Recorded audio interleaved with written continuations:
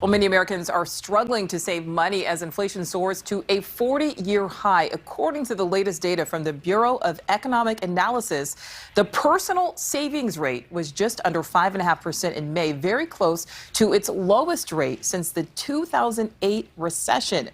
NewsNation's Paul Gerke joins us live with a closer look at why we're not putting as much money away. So, Paul, some employers are now taking some unusual steps to try and ease this burden.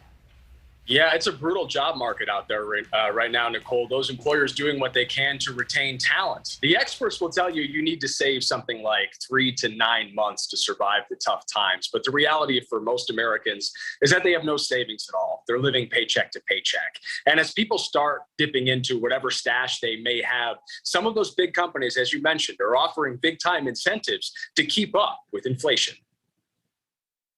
It kind of hurts.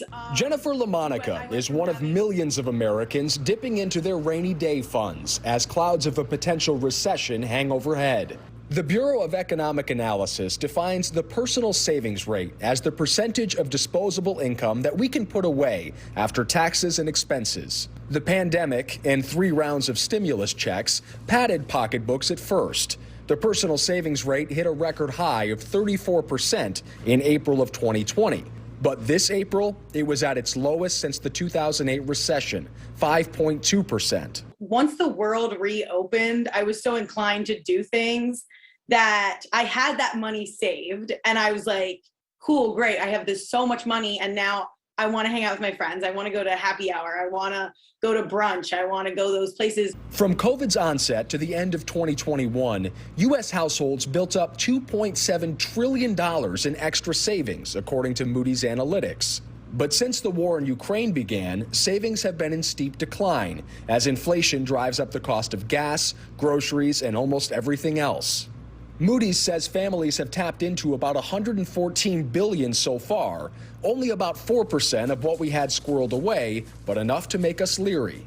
Last month, 52% of those surveyed in an exclusive NewsNation Decision Desk HQ poll said they were worse off financially than they were a year ago. In May, 59% reported it was very difficult or somewhat difficult to make ends meet.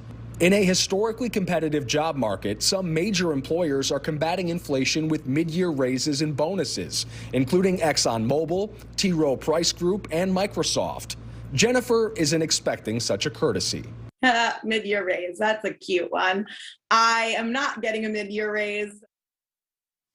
I texted some friends today about this story to ask if any of them had received mid-year raises or bonuses. None of them had, but one texted back, well, now I feel like I need to ask for one. I learned on the whole today, though, Nichole, that U.S. employers have actually increased wages on average by 4.8% this year.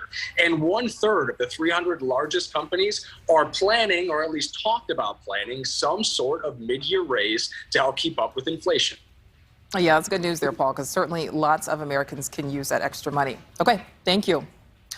Well, thank you for watching. Go to newsnationnow.com to find NewsNation on your television provider. And don't forget to click the red subscribe button below to get more of NewsNation's fact-driven, unbiased coverage.